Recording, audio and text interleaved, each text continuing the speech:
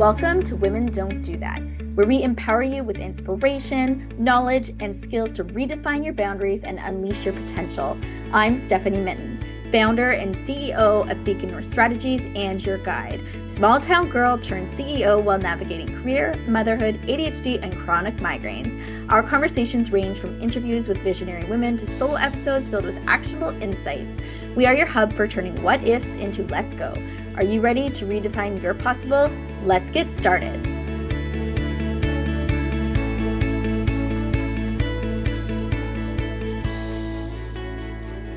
Ana Poilievre is a Venezuelan immigrant, founder of an online magazine for women, an advocate to end human trafficking, a former political advisor, and the spouse of the Honourable Pierre Poilievre, leader of the Conservative Party of Canada. I can't wait for you to hear her story of resilience, advice she has for women today, and some of the great initiatives she is leading. Take a listen. Welcome, Ana. Good. Thank you. Thank you for having me. I'm so pleased to have you here today. I want to start by getting to know you a little bit better for our listeners. What does life look like for you right now? It's hectic, I won't lie, but a good way of hectic. It's juggling multiple different hats of, being a mom, having a family, also wanting to be a supportive wife and being on the road with my husband when I can. Also wanting to be a great addition to our Conservative Party of Canada. And so I try to do solo tours as well when I can. And to, not forget about me as an individual woman and try to do things that I am passionate about. I have a few initiatives on the go, and so it's hectic. I'm learning to manage time better, but I still have lots to learn. Well, it sounds very relatable for many women and especially working moms. So excited to hear more about the initiatives and things that you are up to. Can you share what motivates you to live your best life? Um, Good question. I think it just started from a very early age, as far as I can remember. Our life. So my family migrated here in 1995, and I was 8, and so we had to start everything all over again, and it was challenging for my parents, and they had to learn the language. And I was blessed that I was very young. I was 8, so I actually learned to speak French because we were in Montreal fairly quickly. After 3 months, I was sent to regular school with other kids. But with that came responsibilities because I was the only one that could really speak the language. And so my parents relied on me for everything. We would go to the grocery store and it would be me. So I think my life, my journey has been one of growing up really quickly Mhm. and feeling self-responsibility really quickly. And Mhm. so I learned from a young age that really it's about you as a person, what you can do, and you have control over the things that you do, your choices, and you can create your own path. So I think that learning that quickly was actually really crucial for me. And Mhm. as I was growing up, trying to find strength came through reading and motivational quotes. And so right now that I'm trying to, because we're always building ourselves, I believe, right? Because there's always Mhm. challenges thrown at us that are new, and we wonder, how do we tackle this? So I've been working even harder lately at building myself even stronger. And I Mhm. have been able to do so with good books. One of my favorites is The Obstacle is the Way by Ryan Holiday. It's been a little bit of a life changing for me. Wow. Yeah. Amazing. Well, thank you so much for sharing that. I appreciated what you shared about growing up fast. You were a Venezuelan immigrant. Is there anything else you want to share about those beginnings or your immigration story? I think my story is very relatable to a lot of immigrants. Mhm. Back home, you have my parents who had good jobs. My father, he was a manager for a bank, a local branch. And my mom, she was studying to become a lawyer, and she graduated, she became a lawyer. And then all of a sudden, for reasons, you have to leave your country because it's no longer safe. and start all over. And then you come to a new country where you don't speak the language. You are in your late 40s, for my mom with 4 kids, and things Mhm. become very challenging, and you have to adapt to a new culture. The good news is that I find the Latin culture very close to the Quebec culture. It's very Mhm. warm, so I felt at home pretty quickly myself. But I think it was challenging for my parents with the language perspective. And when you have a strong accent in a language, it creates a barrier. And sometimes I think Mhm. that people don't, it doesn't match what's happening here. What comes out doesn't Mhm. match. And my parents are extremely intelligent people, both of them. But it's been a struggle. So my father, he worked for minimum wage jobs. He would have 3 different jobs in one day. Wow. Yeah, my mom struggled. She struggled. She tried to go in the job market, but she had her own health issues. And Mhm. so she actually was on welfare for a big part of her life because of that. And my parents divorced about 2 years after we arrived to Canada. And Mhm. so, like I said, but it's just so relatable to a lot of immigrants because their parents, they could have been doctors, and all of a sudden they're driving taxis here. They could have been engineers, Right. and but you learn from it. You learn a lot from it. And as the child, even though I'm not born here, I grew up here. Mhm. So I couldn't be more thankful for the sacrifice that they had to do for the family. And I feel like I have to step up and do something out of this opportunity that my parents gave me. Mm.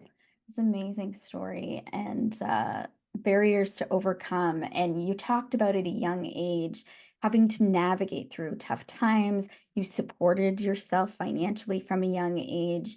What advice do you have for other listeners who find themselves in times where they're trying to navigate difficult things with maybe either limited support systems or limited resources?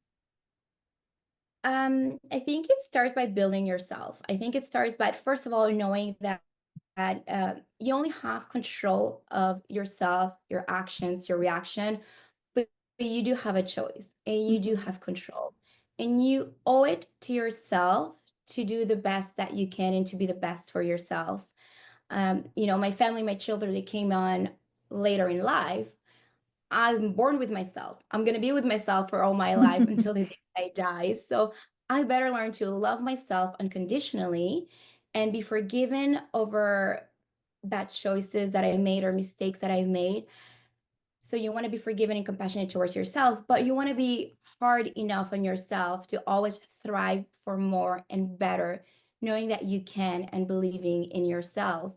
And so I would say that it doesn't, my husband always says, we're in Canada, it doesn't matter where you come from, Mhm. matters where you're going. And that Mhm. really matters because we have that opportunity. And so for people that are going through challenges, I want to know that see challenges as opportunities for growth, which is where Mhm. the obstacle is the way it comes from. It's Ryan Holiday's book, but his book is based out of Stoicism Mhm. and the philosophy of Stoicism. And I think that if people change their mindset, you Mhm. become unstoppable. So feed the brain, feed the mind, self-talk, and you're going to become unstoppable. I love that. That's such an important message. When we look at what's happening in Canada and globally today, we see more anti-immigrant sentiment. What do we need to do to address public perceptions about this and shift the narrative? Do you have any advice on that? So we are in a divided world. We are in a divided world, Hmm. and I wouldn't say that it's just about immigration. I think that we're being Yes. divided according to our genders, our ideologies. Um, we're being divided in subgroups, and it's unfortunate because I believe that the whole point of not discriminating was not being judged by our gender, our ethnicity, our sexual orientation. And I think we just need to go back to those basics where we are judged as individuals for our own Mm, rights, our own values and hard work and qualities.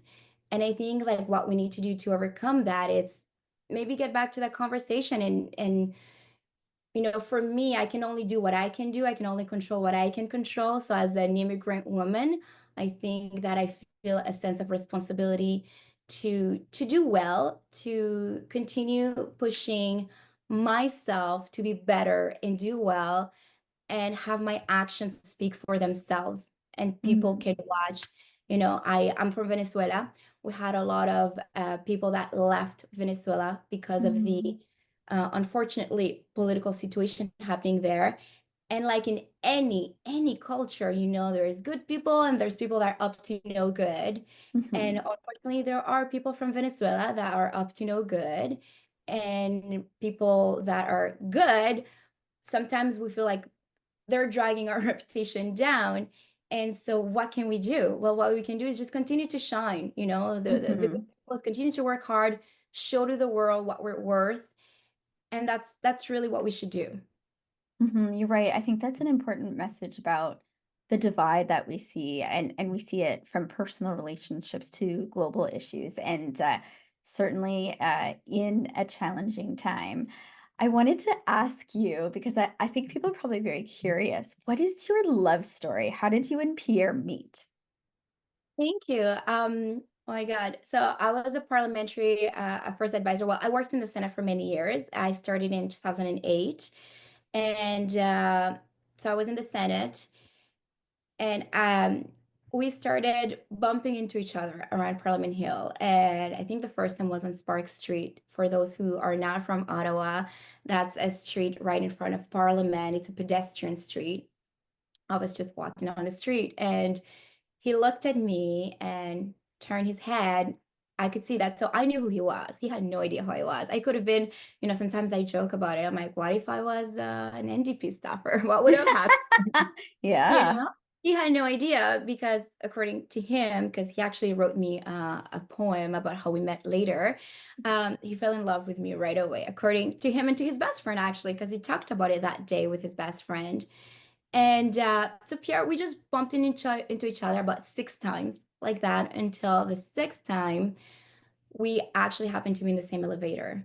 And that was in Valor Building. It's a building that's connected to the Victoria Building, which is the Senate where my office was. So I was just coming down from the cafeteria and we're in the same elevator. So we finally got to talk. He asked for my Facebook, and I said, "Oh, I don't have Facebook." And of course, he knew I was lying.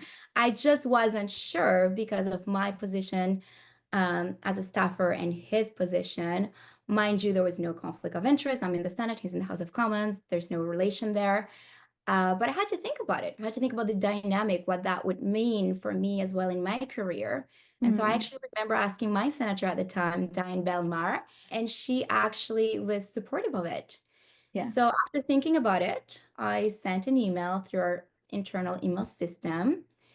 And I'm like, hi, it was nice meeting you. This is Anaida and blah, blah, blah. And he just responds, this Friday, coffee, 8:30 a.m., Bottega. And I was like, and it was a time of blackberries. So I remember I was like looking at my blackberry and I'm like, who the heck does he think he is? As my senator walked in. And I told her the story, and I don't know, there was something where I was like, I kind of like that, how direct he was, like, Mhm. not wasting time, because I'm a strong woman and I like a strong man. So we ended up going for coffee that Friday at Bottega, 8:30. Coffee turned into lunch. 4 hours later, Oh here my goodness. still, he got a parking ticket.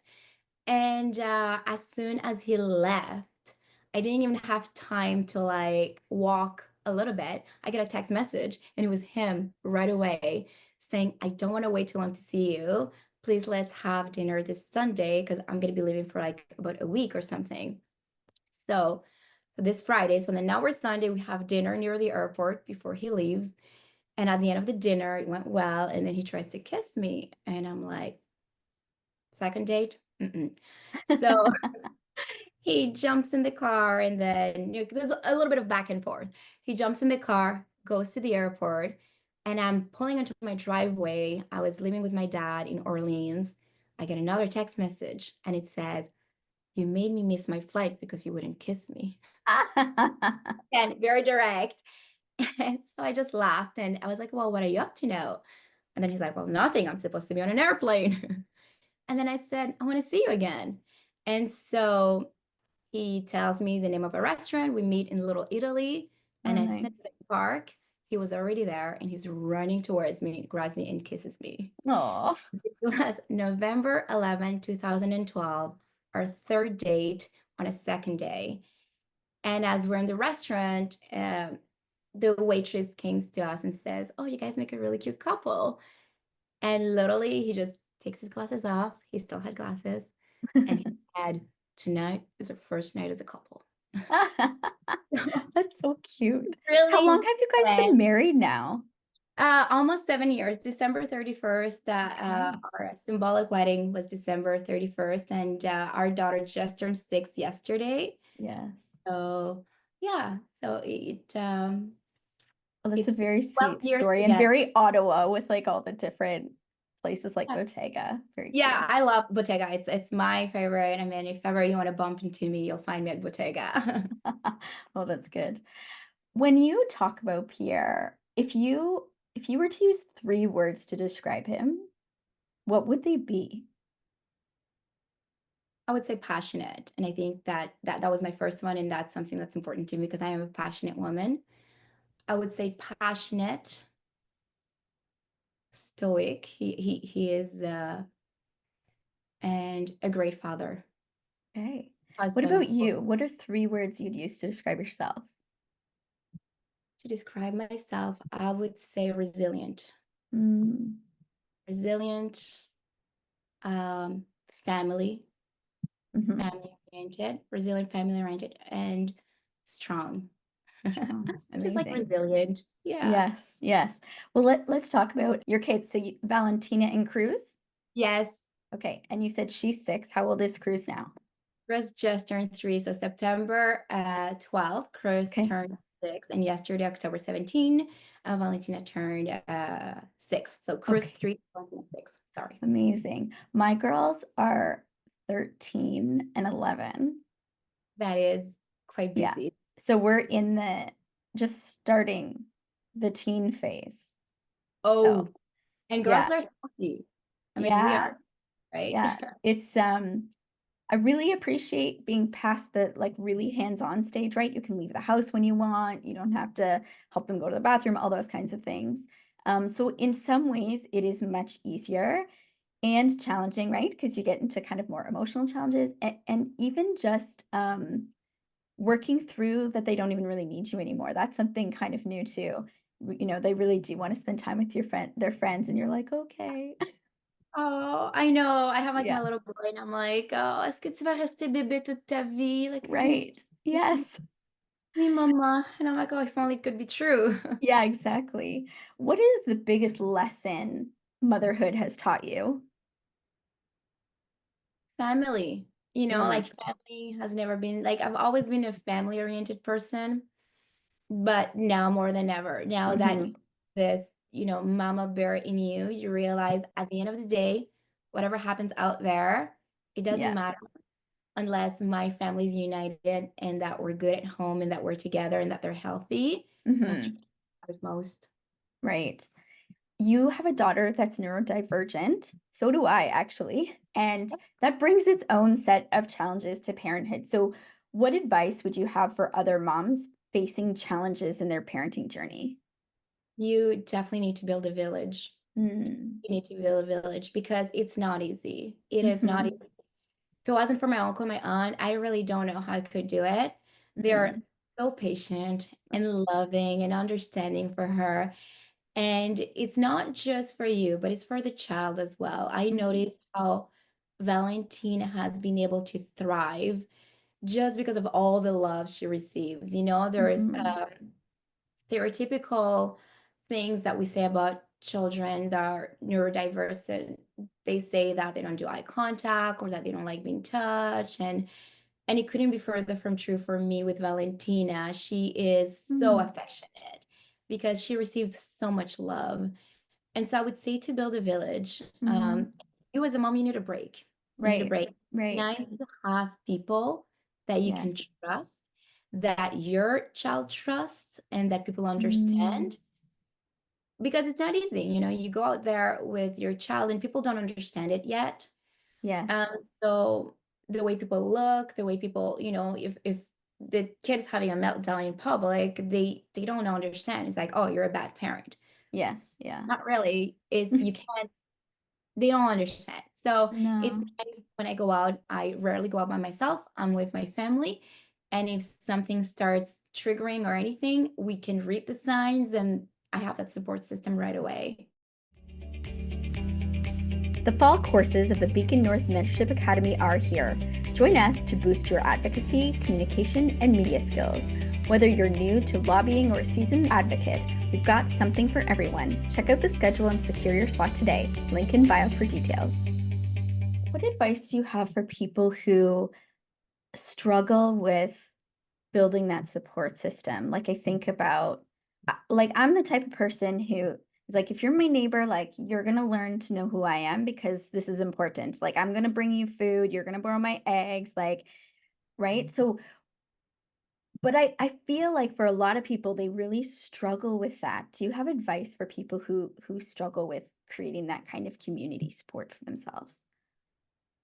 I wouldn't know why they struggle, but one thing that I can say that I think why some people struggle, um, my message is the follow. Showing your vulnerability is actually Mm, strength. right.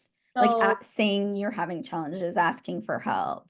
yeah, so show your vulnerability is Mm, actually a sign of strength. And so when you open up yourself, you would realize that there's actually more people out there that are compassionate and caring. And you also start building real, true, meaningful friendships. mm. If you're not lucky to have family in town or nearby, and Yes.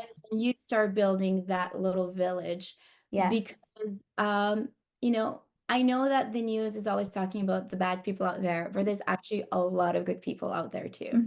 I think that's actually really good advice. Sometimes you have to put yourself out there, be uncomfortable, be vulnerable, start the conversation with the mom, at the play structure. And it is those kinds of things that help make that difference. So I think that's really important. You are a multi-talented, very passionate woman. You were a political advisor. You founded an online magazine. You're also involved in advocating against human trafficking, which we'll talk about today. You have a new initiative. When you left your job at Parliament, when Pierre became the leader of the Conservative Party, I know you're really, really busy, but how has that transition been for you? It was hard at Yeah. first. I remember it was really difficult. So the night he won was basically the night that I was let go of, let's just say, for conflict of interest, of course, because now my husband is the boss of my boss, like in a way, right? Right. Yes. Um, so I'm someone who's been financially independent since the age of 17. I Right. have worked since 15, and not just like part-time jobs. I was working full-time and studying full-time during my university years. Wow. So all of the, and then I played sports on top of that. So like my schedule was busy, busy, busy. And all of a sudden, my husband's become the leader. I was busy at first because I was in the transition of moving from our house to the new place where we live in Stornoway. And I did the move by myself. I didn't want like taxpayers to pay for it. So it took me about 2 months. I would drop the kids at school, grab my little like Toyota RAV4, put our house in Greeley, put a few boxes, come back and do a few trips like that back and forth. So it took about 2 months. So I was busy at the beginning. And then after that, it's like it came crashing on me. Right. I needed to find myself and what makes me passionate because my children, of course, keep me busy, but they're Right. daycare school during the day, right? Right. I just felt that I was losing myself a little at first. And like, I think it's important for me. It's like 30, 30, 30, like 30 super important. My children are 30, I should say 40 actually. And 30, 30, being a good supportive wife. I mean, after all, like marriage is the foundation, kids came after. So I think it's really important to have that connection with your husband. Happy parents, happy life. And and then I feel like 30 me. Like I can't forget about me. It's important as a woman, as an individual. hmm Um, so the transition was difficult, if I can be honest. hmm And then I just started like talking with my husband and working on rebuilding myself, working out, reading more about stoicism, and it was all inspired by him because that's what he does. So I'm Hmm. just looking at him like, what is he? How do you do it? Like, oh, Yeah. How does he yeah, fuel all this oh, energy that sometimes he I look at has? him and it's like I'm envious, and I'm like, oh, how do you have that energy? Like, oh. And then I realized, okay, well, what you eat has a big impact. If you're low Hmm. on energy, um, so watch what you eat. Working out, it sounds like it drains you. It actually gives you more energy. Yeah. Really taking good care of myself, and then open conversations with my husband. And my husband just looked at me and he's like, why are you stopping yourself? Like, you're great. Like, just keep on being you. Do what you love. And I feel like part of me was stopping myself because I felt that now eyes were on me, Hmm. and whatever I would do could be like, oh, why is she doing that? She's just the wife of, or maybe, oh, she's not doing enough. And I just Right. realized no matter what I do, I'm gonna be criticized by a bunch of people. Might as Yes. well be me, and I have my husband's support and encouragement to do so. Yes. Here I am. I'm back. Yeah, I think that's when it probably, when I think about a role like you're living and the potential for somebody like Pierre to become prime minister, um, such a challenging time for you as a person, just because of that criticism, um, or just spotlight, whether good or bad, right? Like just so much attention. I can imagine be really challenging. When when you think about your role as the spouse of the prime minister, like in Canada, we don't have the same thing as like the first lady in the US, right? How do you imagine a role like that, or how do you see yourself shaping a role like that for yourself? Um, so there's no rule as you mentioned, and I like Yeah. that you said word shaping because really you just shape it and tailor it to you, to who you are as an individual, Mm, remaining authentic, and it's good and bad that there is not an official role. It might be bad to some in a sense that you don't get the recognition of the fact of the actual hard work that is yeah. attached, Yeah, that's right. but there is a lot of work. But it's good because you can make what you want of it. And Mhm. maybe not all spouses want to sign up for being out there and putting themselves out there, and so that Mhm. they get to choose. So in a sense, it's good because of that. So for me, the way I look at it, for me, it's going to be shaped and tailored towards who I am as a person, what I Yes. give to the country, and it's a balancing act. It's a balancing act of being authentic and to Mhm. also making sure that I'm giving something of value to Canadians, Yes. especially if I am to go abroad with my husband at certain occasions. I want to make sure that I can give good value to Canadians too, but not Mhm. forget about who I am and being authentic too and what I care about as well. Right. I think that's a great answer because it is complicated, and you're right. Some women might not want to or be comfortable stepping into that role. And there's also a lot of good you can do too in terms of your interests or passions or things that you're passionate about that can further the country. When do you think about sometimes that you'll be the first Latina woman in that role? Like, what does that mean to you? Um, so I do and I don't. So I don't because like I was telling earlier, I see myself through who I am as a person, my qualities as a human being, and not fragmented in Mm-hmm. this is your gender, this is your ethnicity, this is your sexual orientation. So I don't ever judge myself in terms of that, but more as the quality of who I am as a person and my skills and my flaws. So I don't in that sense, but I do because I also feel a sense of responsibility. Mm-hmm. We're a country that was, you know, uh, built on immigration, whether it's now or 100 years ago. Uh, and I know that I have people that are looking up to me that Mm-hmm. are saying, as we were saying earlier, our country, like my native country, Venezuela, it's going through a lot right now. And I know that sometimes it's not a beautiful reputation that we have, Mm-hmm. Right. especially right now in the United States. And so I do feel a sense of responsibility of basically showing the world, no, no, no, we are. we work hard, and we're out there, and we have our story, and we come here because we want to be a positive part of society. We have so Hmm. much to bring. And so I just want to make sure that I am a voice for that, and that I can make other, not just Latinos, but immigrants proud Hmm. of, Hmm. while making sure that I am judged for my own qualities as well as a person, and that we shouldn't be fragmenting Hmm. ourselves. It's I think what you shared is so important and talks about what we probably need more of in society right now, and uh focusing less on division and stuff like you shared too, and the opportunity that's there. You have been called the secret weapon of the Conservative Party. You are an excellent speaker. I've heard you myself.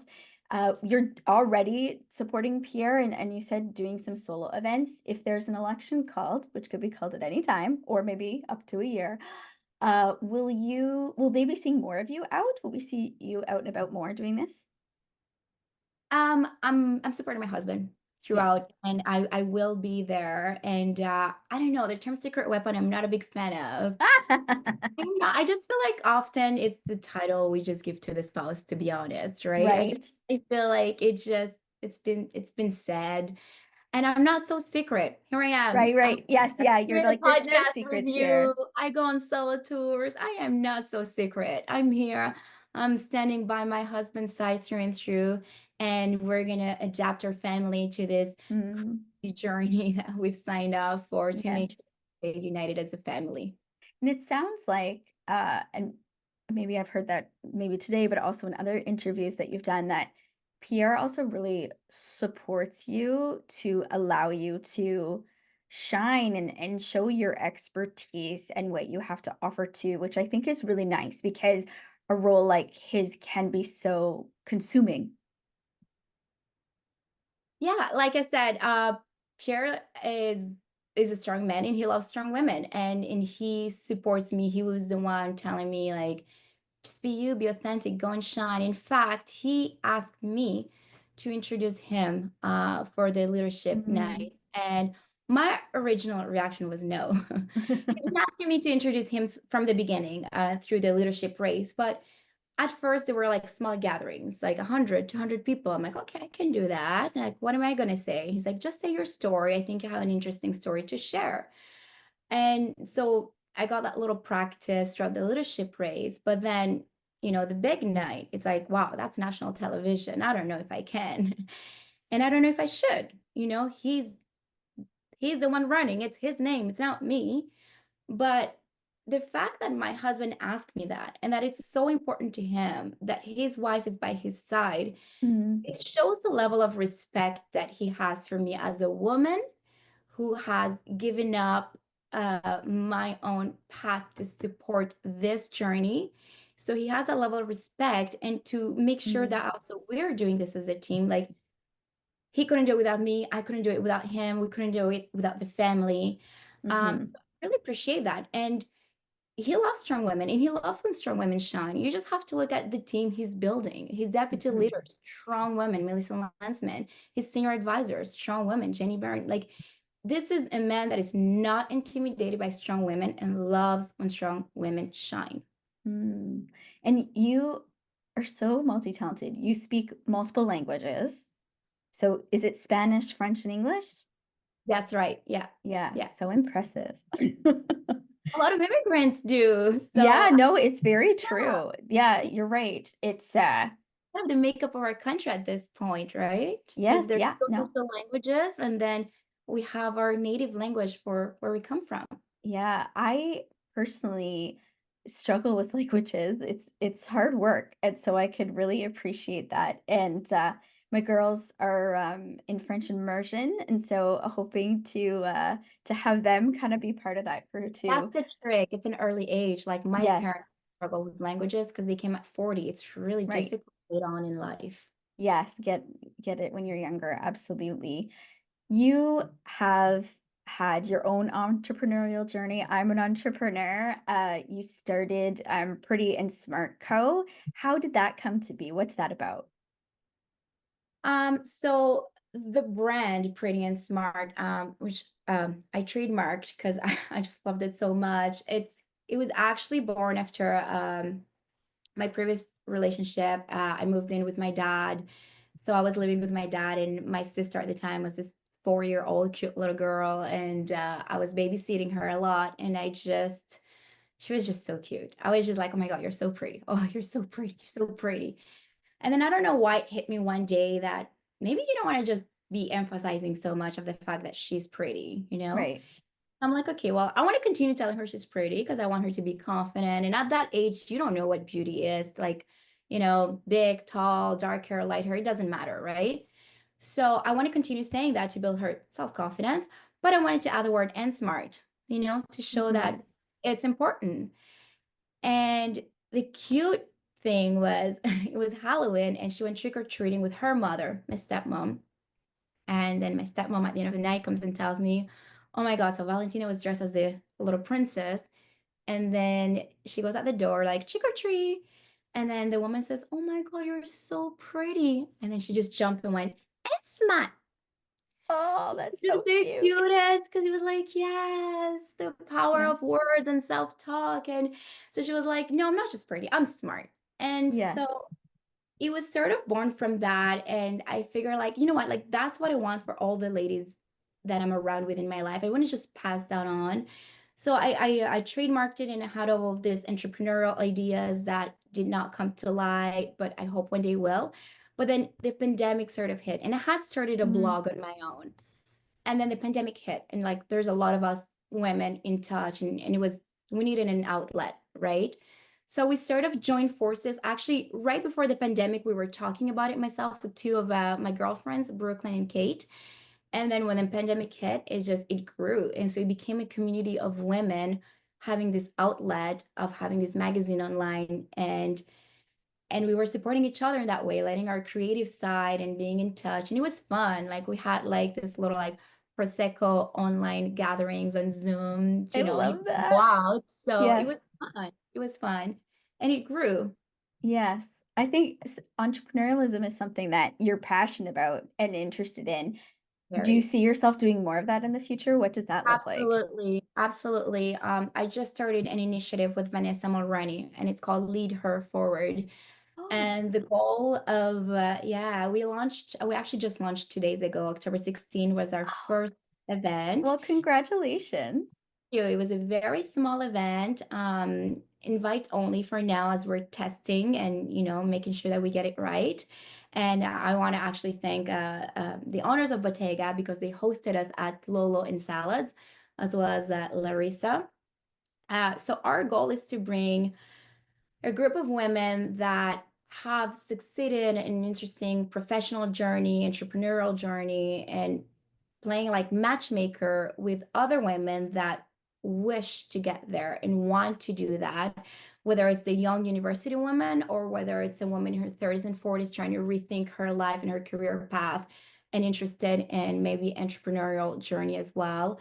So we're going to tackle the professional growth side of things as well as the personal growth side of things because they really come hand in hand.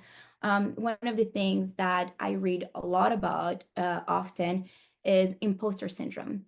Mm, And yes. imposter syndrome, it's something that happens to everyone, but more prevalent with women. Hmm. And so I feel that it's important to continue talking about the personal growth side of things.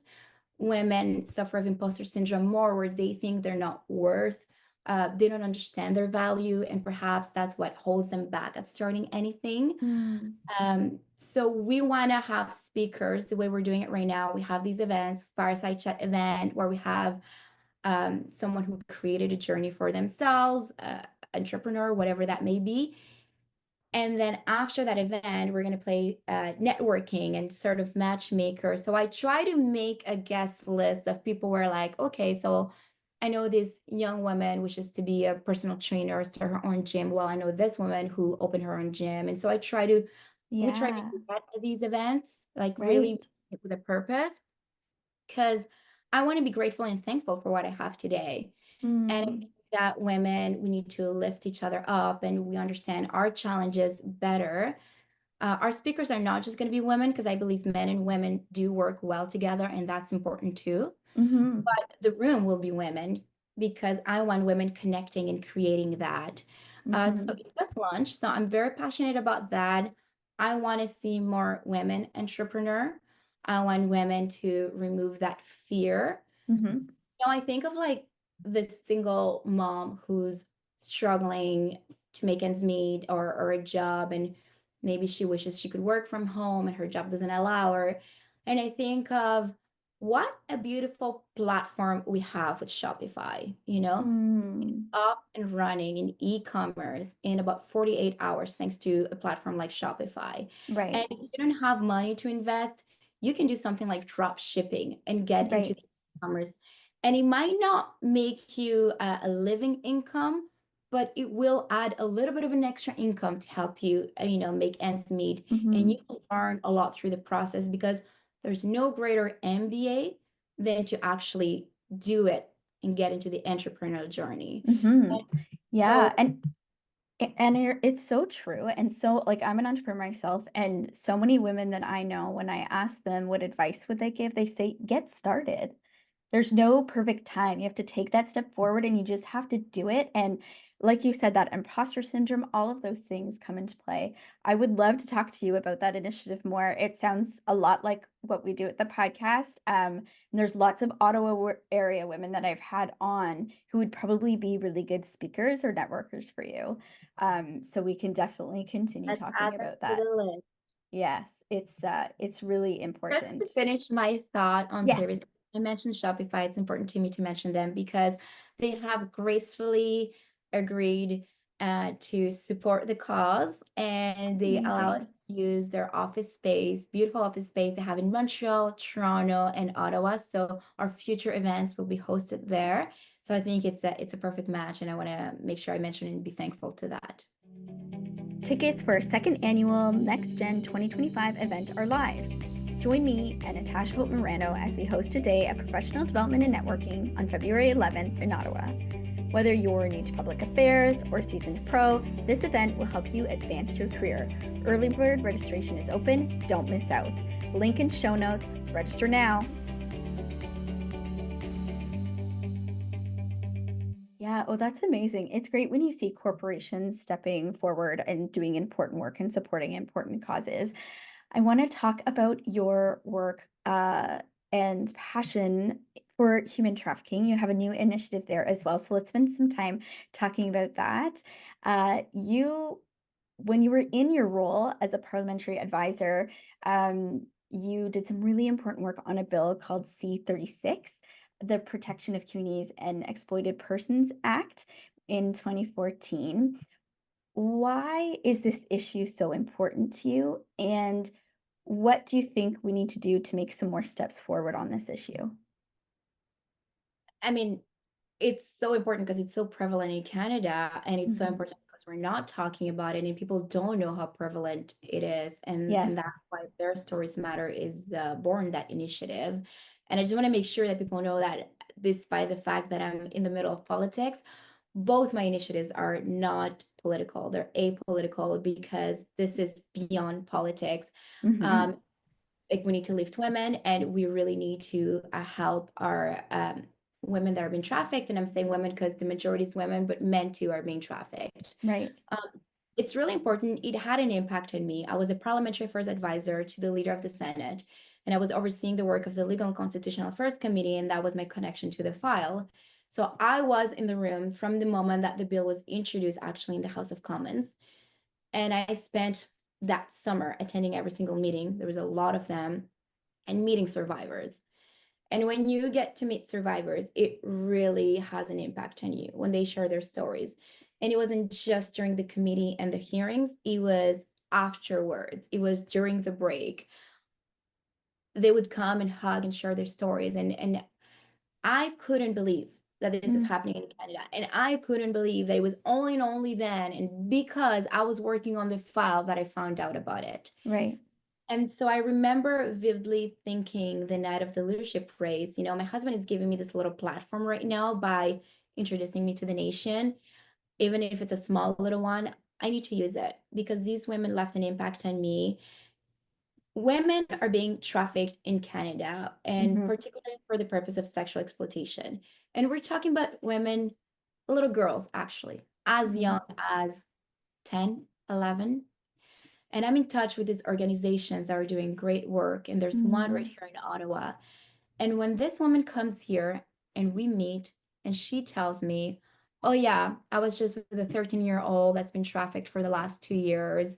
And they made her addicted to drugs. And that's why they control her. And she's 13. And she Hmm. jumps in the car of these men taking advantage of her.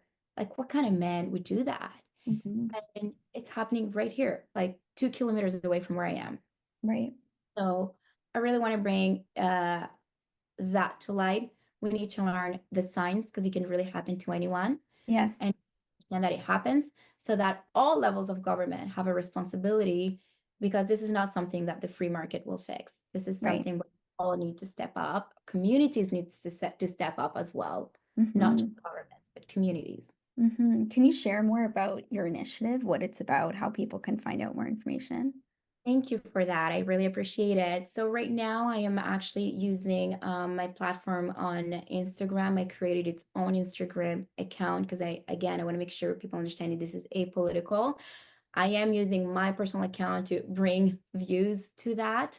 And what I am doing right now is that I have interviewed close to 30 survivors, a little bit everywhere in the country, Calgary, Montreal, Ottawa, Toronto, and they're sharing their stories. So I go in the room with them and there's a camera and I let them know this is your story. You share it any way you want and it's all about you. So I just sit there and it's like a conversation, a regular, authentic conversation where they tell me their stories and I'm behind the camera. I don't want to be seen. I don't want to be heard.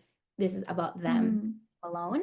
And I'm posting these stories online and I'm hoping that people are going to watch to truly, really bring awareness and understand what's going on.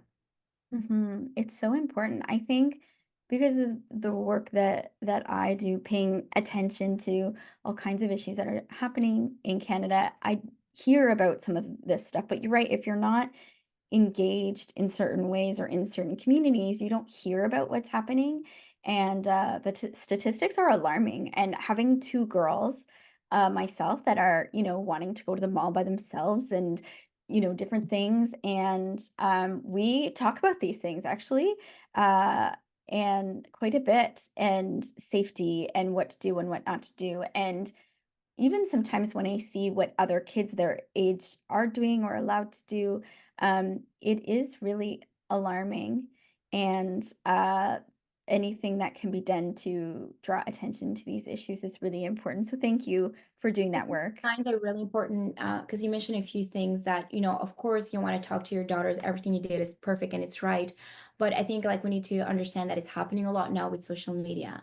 And Yeah. I think it's important to understand that these women are not all forced. Like they're not being kidnapped and forced into that. Some are, of course they are, but a lot of them are being manipulated to the Yeah. point that actually the statistics do not do justice at Hmm. how much it's prevalent Hmm. because a lot of them don't even understand they're being trafficked because Yeah. they can start with the whole story of the boyfriend who manipulates you into that world and then disconnects you from your family, your friends, and then that's when you disappear. But Yes. it's very subtle. It starts very subtle. And that's why it's really important to talk about it so that you protect your daughters, your sisters, your friends, and everyone you can.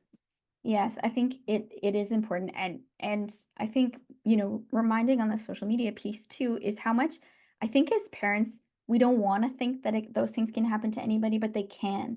Just because you've had conversations with your kids or just because they seem well-adjusted or smart, you'll hear these stories where, kids had a safe word or something and, maybe they were abducted or something happened and they didn't use it or something they find out later. Like there's often these stories where those scenarios don't always work out the way a parent think you should. And so it's a reminder that the work is never done and it's a constant conversation. And we do the best that we can to Of course. protect them and set them up. And there's only so much we can do, but that it's something we all need to be aware of. And also I love what you're doing too, because it's not just about your own kids. What you're doing will have an impact on the country.